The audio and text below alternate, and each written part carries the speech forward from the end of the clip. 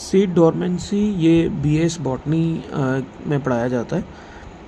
एक ऐसी condition seed की कि जिसमें वो एक्टिव नहीं होता, इनएक्टिव होता है।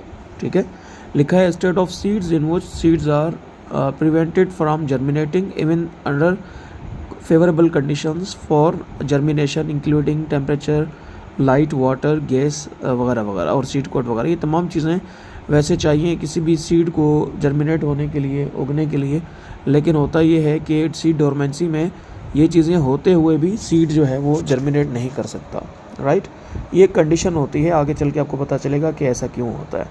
सीड डोरमेंसी एक टेम्परेरी जो है वो कंडीशन होती है, जो है ना ये किसी किसी में देर तक चल सकती है, किसी में दिनों तक, महीनों तक, और किसी किसी में सालों तक भी चल सकती है। ठीक है, किसी किसी सीड, ये डिपेंड करता है कंडीशंस पे और सीड की टाइप वगैरह पे। ठीक है, इसके अलावा जी seed dormancy is an intrinsic property of a seed, ये अंदरूनी उसकी वो है, एक प्रॉपर्टी है, वो है अपना एक क्वालिटी है।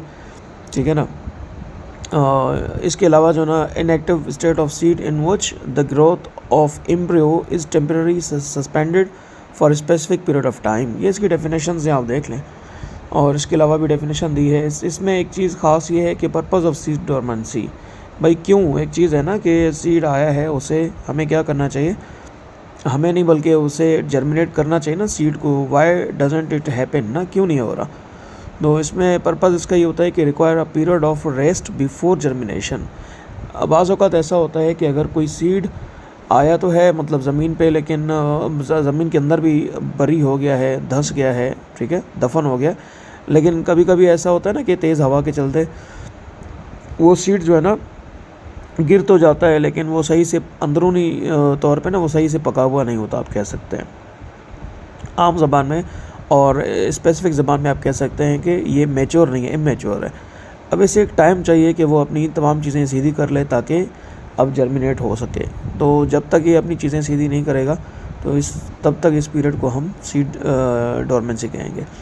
The duration may vary to plant species, it can be from days to months to even years। ठीक है, इसमें कॉजेज़ की बात कर लेते हैं जी कि कॉजेज़ क्या होते हैं। इसके काफ़ी सारे कॉजेज़ हो सकते हैं सीड डोरमेंसी के। सबसे पहली बात है जी टेम्परेचर। कहता है कि अपना टेम्परेचर अगर सही नहीं मिलेगा, मतलब जो रिक्वायर्ड टेम्परेचर हो, काफ़ी ऐसे पौधे होते हैं, सीड्स होते हैं जिनको ठंडा टेम्परेचर चाहिए, कम टेम्परेचर, और काफ़ी ऐसे होते हैं जिनको गर्म चाहिए यानी ज़्यादा टेम्परेचर। अगर इसमें ऊंच नीच होगी तो भी सीड जर्मिनेट नहीं करेगा, सीड डोरमेंट रहेगा, डोरमेंसी में ही रहेगा।